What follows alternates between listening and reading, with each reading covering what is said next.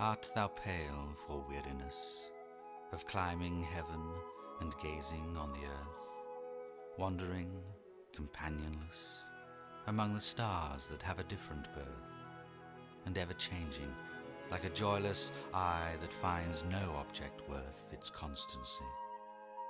Hello and welcome to another video from History, Myths and Legends. The Moon, Part 2. Moon's Gravity. Introduction. First of all, and since this is the second part of this series, if you have not yet seen the introductory video that precedes it, I strongly advise you to do so, either through the link in the right top of the screen or clicking the link in the description below, and then come back to watch this one. This said, in my previous video, we came to grasps with the fact that academics know much less about the moon than they claim to. We found out that not only they are unable to present a satisfactory explanation for the origin of the moon, its age, and apart from a ridiculous equation, they also have no idea about its orbital behavior, meaning how close or far it has been in the past. We also found that because of this conformity to poor and unproven data, the academics failed to understand or even consider the moon's influence over the Earth and its inhabitants, be them flesh, stalk, bark, or stone. In this presentation, I will follow this line of thought, while trying to demonstrate that there are other things about our satellite that have been presented to us as facts, but are in fact nothing but lies, some created so high up in the chain of command that even academics that are specialized in this field do not realize that they have been believing, using, and spreading false information about the moon. I am known to use three phrases that have the power to answer or comment abstractly to many things and remain as near to absolute truth as possible. They are: the future is cold, coincidence takes planning, and the last one that I stole from Richard Hoagland: the lie is different at every level. The last one explains perfectly what is going on with our perception of the moon and its characteristics. And those that I will present here are of extreme importance in order to understand our past, present, and future, be it near or far. In order to spare those that have not the time or the patience to endure the long set of data I selected and will mention in order to support my claims in the conclusion, I created timestamps that will allow you to go straight into each chapter, even into the conclusion if that is your wish. What's gravity? Let's begin with the basics about gravity. A force that we are all enslaved to, one that we can easily explain by its effects upon all matter, but like so many other things about this reality, no one can say how it's generated, only how it works, and in regard to the latter, only in a very crude and unclear fashion. Keep this in mind, since it will be of use further on. Although a concept well known to our most distant of ancestors, according to our current cycle records, it was Newton, in the year of 1666, that gave us the tools to conceptualize the qualitative and quantitative values of gravity. Thanks to the bubonic plague that forced him to retreat to his family farm for a year and a half, with little more than his questions, he came up with a mathematical equation that explains this force. We know it as the law of universal gravitation. He described it in terms of four measurable quantities: the mass of an object, the mass of a second object and the distance between these two objects, and the fourth variable was a force that he deemed constant, defined by a capital G, the gravitational constant. In order to obtain a result, he used the G times the first object mass times the second object mass, then divided the distance between them squared. In other words, the attractive force, by us now known as gravity, and between two objects is proportional to the product of their masses, then divided by the distance between them squared. Newton reached this conclusion by presupposing that gravity decreases away from the surface of the Earth in the same way that light loses intensity as it travels from its source. His studies led him to the conclusions that only 1/4 as much light illuminates a given surface area lying 200 feet from the light source, when compared to 100 feet.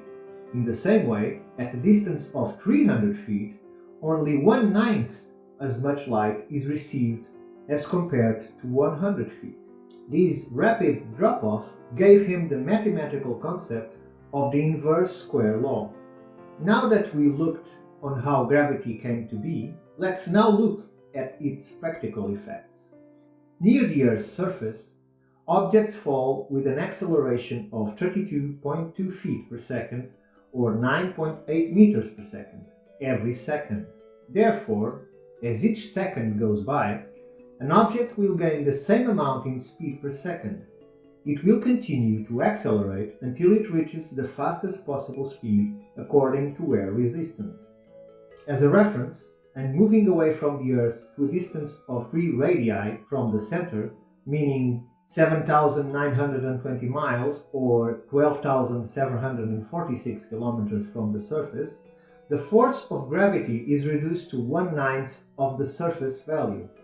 A 200-pound man would see his weight reduced to only 22 pounds, and the value of g would be only 3.6 feet per second, or 1.09 meters per second. At the average distance to the Moon, the force exerted by the Earth is only 1/3600th of the value it has upon the Earth's surface. This, on its own, reveals that the actual Earth gravity over the Moon is far less than expected. Nevertheless, we are told that the Moon resists this attraction through its orbit, that takes 27.3 days to complete a revolution, while its phase cycle takes longer, lasting for 29.5 days while it changes from new moon to new moon. Obviously, this happens while the Earth is orbiting the Sun. However, the mass of the Moon could not be calculated using Newton's method. Its mass was later calculated by making painstaking observations on how much our planet moves around the theoretical common center of rotation between Earth and Moon. Through this method, they reached to the conclusion that the Moon had a surface gravity factor of about 1/82nd of the Earth. In turn, and since they now had the mass values for both objects, they used it to predict the Moon's surface gravity, which was set as 1/6 of the Earth. The involved academics and others that followed them felt no need to refute these notions, mainly because the Moon is much smaller than the Earth, therefore logic implies it should have a correspondingly smaller surface gravity. However, I think it is worth mentioning that the relations between size and density, while using the Earth as a base, also fails to produce a logical result for the value of the Moon's gravity. The Moon's surface area is about 14.6 million square miles, or about 38 million square kilometers, which is less than the total surface area of the continent of Asia, which is 17.2 million square miles, or 44.5 million square kilometers. To be honest, most, if not all, the numbers related to the Moon do not add up, especially if the Earth is used as model. The Moon is approximately 27% the size of the Earth, while its mass is only 1.2% of the Earth's. The Moon's density is 3.34 grams per cubic centimeter, about 60% of the Earth. But we are told that the Moon's gravitational force is only about 16.6% of Earth's gravity, which does not seem right. I would think that the value should be close to the density value. We'll find out if I am wrong in the last part of this video. Going to the Moon. I apologize for the time it took to reach the beginning of the leads towards the real value of the Moon's gravity. We need to start this by one of the most important parts on how to travel to our Moon. We need to know and know exactly where is the neutral point, the region in space where the Earth's force of attraction equals the Moon's force of attraction. Considering what scientists claim to know about the Moon's gravity, the neutral point should be quite close to the Moon, since the Moon gravity is 1/6 of the Earth, the neutral point is calculated to be about 9/10 of the distance between the Earth and the Moon. With this, and assuming an average distance of about 239,000 miles or 385,000 kilometers, the neutral point rests at about 23,900 miles or 38,463 kilometers from the Moon's center.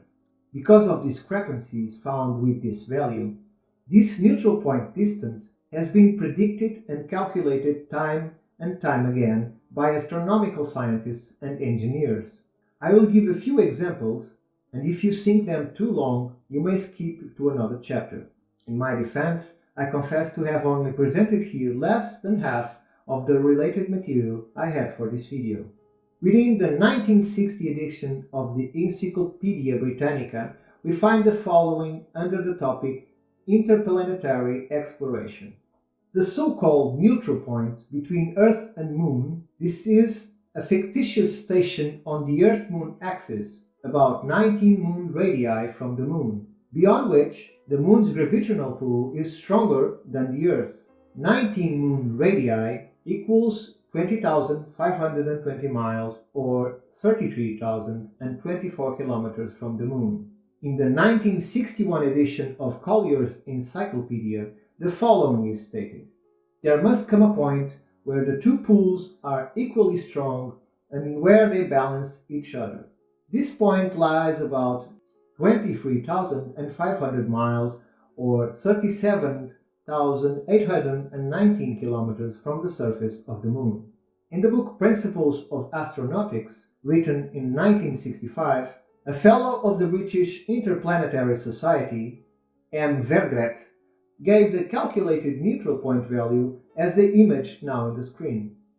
In The Mathematics of Space Exploration, also written in 1965, but this time by Merle H. Adrent, the calculated neutral point using Newton's gravitational law and the Moon mass revealed the value of 1/83 of the Earth's mass. His conclusion was that the neutral point is about 23,900 miles or 38,463 kilometers from the Moon at almost precisely 9/10 of the distance to the Moon. In Exploration of the Moon, written in 1966 by the astronomer Franklin M. Brandley, the neutral point is listed as 20,000 miles or 32,187 kilometers from the Moon. In U.S. News and World Report in 1969, the neutral point distance is again displayed as 22,000 or 35,405 kilometers from the surface of the Moon.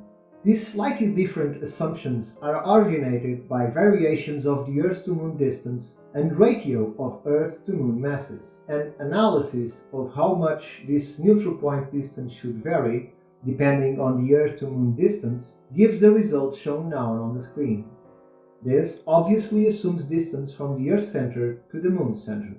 So what I am trying to show is that with the assumption that the Moon has only 1/6 of the Earth's surface gravity, something shared by all the attempts for the correct calculation as previously described, the range of the neutral point distance to the Moon's center will be between 22,078 and 25,193 miles, or 35,531 and 40,544 kilometers. However, the truth is that the only way to determine the actual neutral point distance, hence the Moon's true gravity, is by observing falling or orbiting bodies in the Moon's vicinity. Therefore, if Moon probes successfully orbited and landed prior to 1969, the actual neutral point distance should have been available to the public. It was Hugh Oddshaw, Executive Director of the United States National Committee for the IGY, or International Geophysical Year, who presented a report in 1958 to all member nations of the IGY entitled Basic Objectives of a Continuing Program of Scientific Research in Outer Space. In it, He indicated that estimates of the Moon's mass at that time were based on observations of the motions of asteroids and the Earth's polar axis. The uncertainty attributed to the Moon's mass was predicted to be as 0.3%, which nonetheless was great enough to affect trajectories. Because of this, Odishaw alerted for the necessity of a more absolute number, and that should be their initial goal. This could be accomplished by tracking the rocket as it approached the Moon and deriving the Moon's pull at each point of the trajectory. Once in possession of those numbers, the Moon's real surface gravity could then be obtained. Clearly, this neutral point distance had to be pinpointed exactly if probes or astronauts were to land safely on lunar soil. So let's take a look of what were the results of using the 1/6 theory in their launches towards the Moon. Russia was the first nation to try and do it with Luna 1. This on January the 2nd of 1959. It missed the Moon by 4,660 miles, or 7,500 kilometers, but kept broadcasting information back to the Earth after traveling into space. The US, on the other hand, had already failed 3 times in 1958. These were Pioneers 1, 2, and 3, before achieving a flyby and missing the Moon altogether by 58,983 kilometers, or 36,650 miles, with Pioneer 4, several months after Luna 1 suffered a similar fate. Luna 2 was launched on September 12, 1959, and became the first lunar probe to hit the Moon, sending back signals before impact. Luna 3 was launched October 4, 1959, and circled behind the Moon, approaching within 3,852 miles or 6,200 kilometers. It sent back the first pictures of the far side. However, these were only taken when the craft was already a whopping 60,000 kilometers plus from the surface, or 37,000 miles distant. The slingshot from the Moon was much stronger than predicted. After it, the Russian program for exploration of the Moon came to a complete stop for 4 years. All of the lunar shots were tracked with radar to collect trajectory and gravitational data. As previously mentioned, the trajectory of an object in the Moon's vicinity enables the surface gravity to be calculated, which in turn enables the neutral point to be calculated. If the findings deviated from the expected ones, it would probably require years to reassess and re-engineer future Moon probes. A soft landing would require a much larger launch vehicle and a great deal more fuel if the gravity were a lot higher than expected. And this alone indicates that a new technology was needed. This is exactly what we find in the restart of the exploration program. Russia might have got the real figures for surface gravity of the Moon with Luna 3, but how about the Americans? Did they learn anything from the Russian program? It all points to a big no. After all, Russia's secrecy concerning its space program is well known. Therefore, the US may not have benefited from information obtained by Russian moon probes. According to Rolf Lapp in Man in Space, the next decade, the Soviets claimed tight secrecy over their rockets, never once releasing a photograph of a launching. Moreover, the Russian scientists were also slow in sharing their data. In addition, the US Pioneer 4 flyby at 36,457 miles or 58,994 kilometers was most likely too far from the Moon to enable NASA engineers to determine the true nature of lunar gravity. At any rate, subsequent Ranger missions indicated that the US was having many problems in achieving successful moonshots. Although facing many failures, they remained confident in their assumed calculations. So sure of them, they equipped the probes with seismometers in spherical containers designed to withstand the impact of landings. After several complete to medium failures, Ranger 4 hit the Moon on April the 23rd, but did not send back any useful information. I consider this very relevant. This because the seismometers were encased in a 30-inch balsa wood ball. which was to be slowed sufficiently by the retro-rockets to hit the surface at 150 miles or 241 kilometers per hour and still survive. In fact, it was designed to be able to impact granite at 200 miles or 322 kilometers per hour and continue to operate. Obviously, the craft crashed at much higher speed than expected, which leads to the question: if the Moon had only 1/6 of the Earth's surface gravity, then the seismometer package should have survived. However, if the Moon's surface gravity is much higher than expected, a successful landing without big enough retro-rockets for braking would be impossible. The same unexpected gravity that sent the Russian Lunar 3 way further when orbiting the Moon by south and north poles had accelerated Ranger 4 into an impact speed it could not cope with. After the following failure of Ranger 5, launched on October 18, 1962, that missed the Moon by 450 miles or 724 kilometers, further launches were put off until 1964, and the entire program was redesigned to focus on images, meaning it would discard the seismometers because of the difficulty in achieving a semi-hard landing. After 4 years of silence, Russia launched Luna 4 on April 2nd of 1963. Its mission was never revealed apart from the small public announcement. Experiments and measurements which were conducted are completed. Radio communication with the spacecraft will continue for a few more days. It seemed that the Russian space program was still after the real values for the Moon's surface gravity, but taking in consideration the missions that followed and failed, they were still struggling.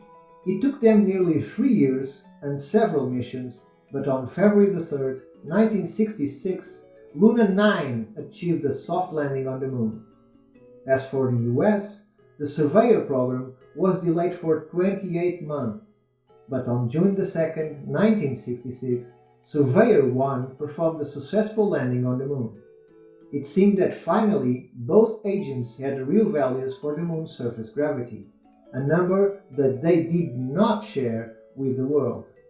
This once I will use my second phrase: coincidence takes planning. Since it seems more than coincidental that both countries' projects to orbit the Moon were postponed from 1958 until they had made a successful soft landing. So it seems obvious that a much more substantial retro-rocket braking was required for both orbiting insertion as well as soft landing. These orbiting missions photographed about 99% of the Moon and led to the discovery of the lunar mass cones, that receive some of the credit for past failures due to their nature as areas with anomalous gravity, with values increasing up to 200 milligauss. As a reference and translating into SI-based units, 1 gal is equal to 0.01 meters per second squared. Please note that while it seems insignificant, it was strong enough to cause sudden path changes into the orbiting craft. The neutral point. So it's time to return to the holy grail of traveling into the Moon, the neutral point. And we find this interesting article in Time magazine from July the 25th of 1969 in relation to the Apollo 11 mission, presenting the neutral point at 43,495 miles or 69,998 kilometers from the Moon. That, at the time, was about 200,000 miles or 321,868 kilometers distant. This was a great depart from the previously presented and still used as reference 20,000 to 20,000 miles or 32,187 to 40,233 kilometers from the Moon. However, the numbers are so different that we might think it was an error from Time magazine. But no, since we also find inside the 1969 edition of History of Rocketry and Space Travel by Vernon von Braun and Frederick Ordway III, the following statement concerning Apollo 11 voyage. The approach to the Moon was so precise that the mid-course correction schedule for 8:26 a.m. on the 19th was cancelled. At a distance of 43,495 miles from the Moon, Apollo 11 passed from the so-called neutral point, beyond which the lunar gravitational field dominated that of Earth. Consequently, the spacecraft, which has been gradually losing speed on its long course away from the Earth, now began to accelerate. Please note that the indicated neutral point distance is exactly the same as previously stated by Time magazine. With these new numbers, we can calculate with relative ease the surface gravity of the Moon, and it's far from being only 1/6 or 16.6%, the value predicted by the use of Newton's law of universal gravitation. In fact, its new value is 64% of the Earth's surface gravity. It seems that my predictions, while assuming a density-gravity relation, were correct in this case. Conclusion. It took me a long time to get here, so I thank you all for your patience. But I think it was necessary in order to provide credibility to what I am about to say. So we now understand that the Moon, instead of 16.6, have a minimum of 64% of the gravity of the Earth's surface. And this, obviously, among many other things, changes everything we thought we knew about the Moon's Apollo missions. Either we believe they happened or not. So either the technology they took there is different from what we were told, or as some say, we never went to the Moon. I for one believe we did, but not necessarily to where we were told and shown. I am particularly suspicious of the first landing, that I am almost certain it was staged, even if only because they would not admit failure if it came to happen. I am now deeper into the belief that the Moon have a much more relevant part in the history of our planet than we might deem. While looking at where it lies today, far and small, apparently powers beyond the evident and undeniable tidal movements. But as we have seen in part 1 of this series, the Moon was much closer in the past. So if we add this new value of gravity to that proximity, we start to see that a closer Moon would bring a new explanation to the several myths speaking of a smaller Earth and a smaller gravity that reach us from the observations of our distant ancestors.